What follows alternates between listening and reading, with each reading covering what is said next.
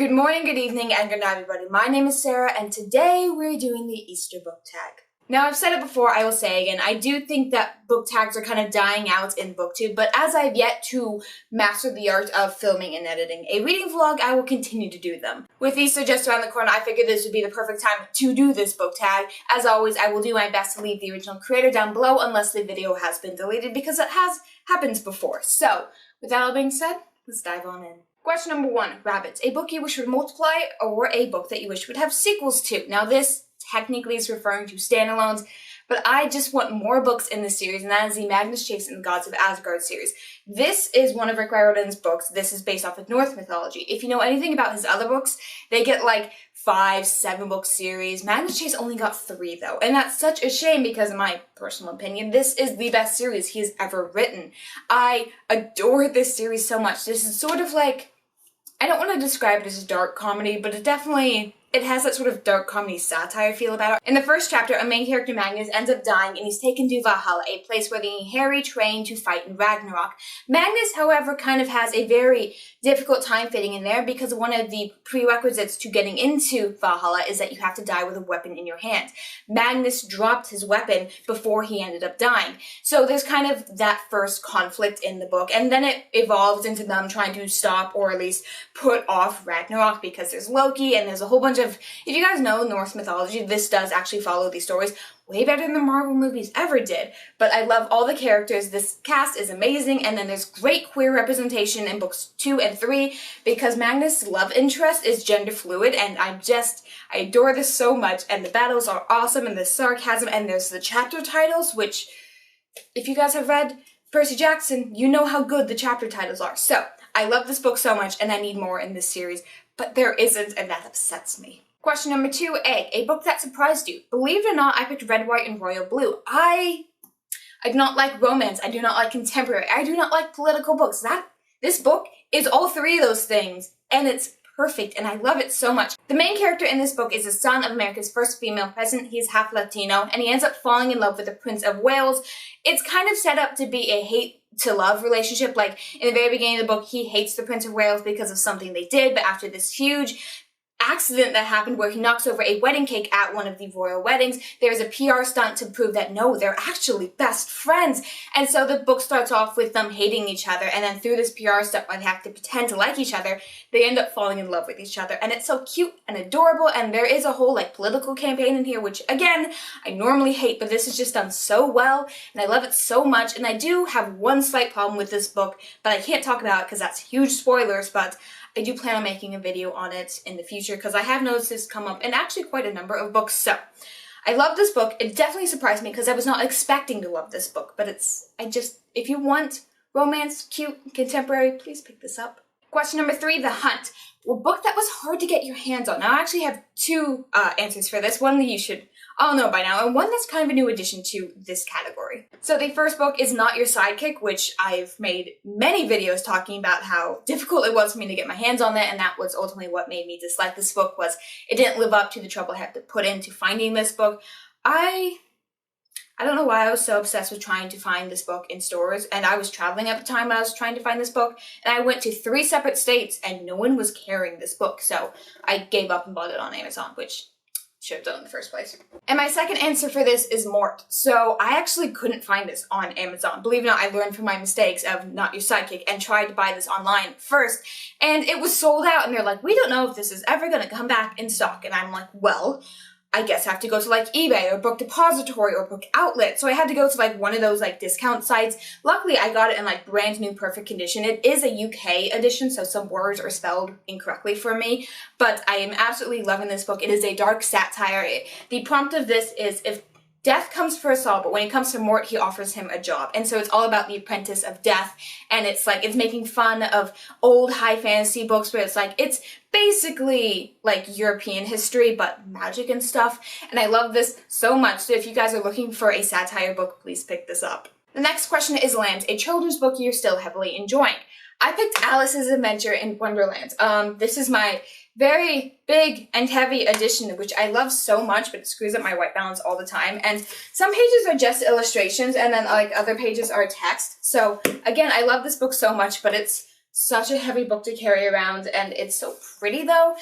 You guys know the story of Alice's Adventure in Wonderland. They made a Disney movie about that. It's basically the same, and if you have a chance to pick up Through the Looking Glass, like the book, I highly enjoy that as well, but I do think this one would be a better answer because this is just so good, and I love this collector's edition of it. Like, I went through a phase where I'm like, I want classics, like collector's edition of classics, and Alice was my first choice because of how much I loved the series and this book specifically, and I'm just like, look how pretty this one is though. Like, I need this edition specifically. Next up, we have Spring, a book that makes you think of spring. Now, I'm kind of cheating this one because it really does remind me more of summer, but it's the closest thing I got to spring because everything else is like fall and winter, and I'm like, this is green outside. So I picked The Complete Tales of Winnie the Pooh, another adorable children's classic edition. This is just a tale of Christopher Robin's Winnie the Pooh and the cast of the Hundred Acre Woods as they adventure through the Hundred Acre Woods, and it's so sweet and kind and loving, and the last book is so sad, but just don't read the last book, and I love this so much. So this was originally the answer I was going to pick for my favorite children's classic, but this fits better because this actually makes me think of like summer and spring and just the adventure you have as a child during your break period that school is like, hey, we don't want you at the moment, whether that be spring break or summer vacation. This is a book I highly recommend, and I'm so upset it took me so long to read this because I only actually got this year, but I love it so much, and honestly, yes, spring and summer, and it's just yellow, and like that just makes me think of spring. So if nothing else, the cover counts, right? Next up, we have Jesus, a religious or spiritual book that you love. I don't really have one of those. I'm assuming it's mean like nonfiction.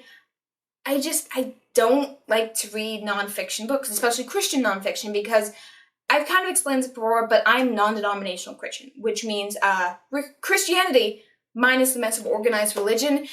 And a lot of religious books really focus on their own personal organized religion, like their own beliefs. Maybe you're Catholic or maybe you're Protestant, but I'm not. I'm just kind of vibing in my corner by myself, so I don't really technically have an answer for this. I mean, like, the closest thing I got is this pretty bind-up of the Book of Psalms, which in itself is just a book out of the Bible, so I don't think this counts. And then I also have the Irish Fairies and Folktales, which is kind of leaning, like, it's not so much of their culture or mythology, it's more of just their folktales.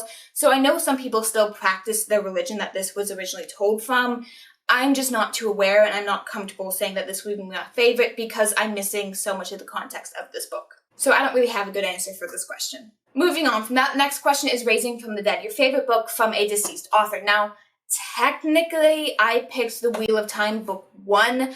This is by Robert Jordan, who died back in 2007. However, I only liked the first book of this series. I did not like book 2, and I'm not going to be continuing with it because he died during the middle of this series, and then I believe it was Brandon Sanderson who finished the book for him. So I love this first one. It very much works as a standalone.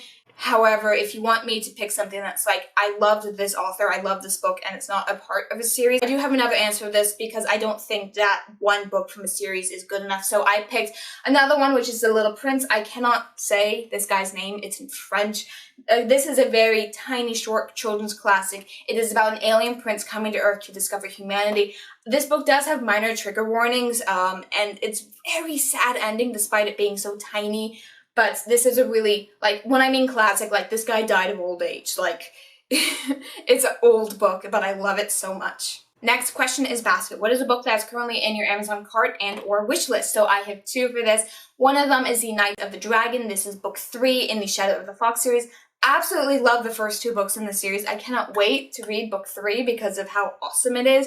Shadow of the Fox is a fantasy that's inspired by Japanese mythology. Our main character is half kitsune, which is a spirit fox, and she is basically put in charge of protecting this piece of the Dragon Scroll. If you put all the pieces of the Dragon Scroll together, you get a wish granted from a dragon. This is very common in Japanese folktales. Like, you get to see that sort of premise a lot.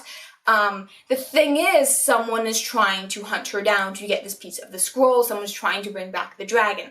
So her temple gets burned down, so she has to go on the run. She meets a bunch of amazing characters. One of them is actually trying to get the scroll as well, but she doesn't tell him that she has a piece of the scroll. So there's a bit of conflict there, and I love this series so much.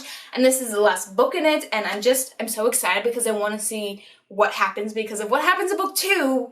I want to see how they're going to build from here, because I'm so excited. Another book that I have in my wish list, which I don't know when I'm going to get, but that is The Good Thief. This is a middle grade book that's basically, it deals with a mix of fantasy and grief, and I have been looking for a really good middle grade book that deals with grief. I think middle grade handles serious topics really well, and it puts it in such an interesting, it mixes simplicity and complexity so well, and I want to see how they handle a topic like grief. I'm worried, but I'm intrigued, and this book does have good reviews, and so maybe someday. I also really like stories about thieves, and I love middle grade, so hopefully this book will be amazing.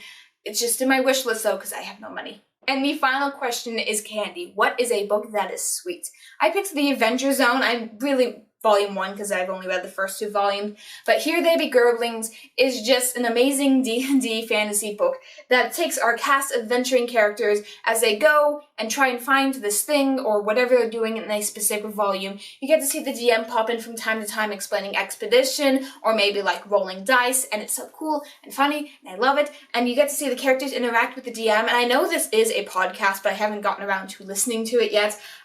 This graphic novel is so adorable and the art style is so amazing, and I can't show you any of it because it's all spoilers, but I love it so much. So yeah, that has been my Easter book tag. Thank you guys all so much for watching. If you would have changed any of my answers, please leave that down in the comment section down below. While you're there, don't forget to hit like and subscribe. And as always, good night, good evening, and good morning.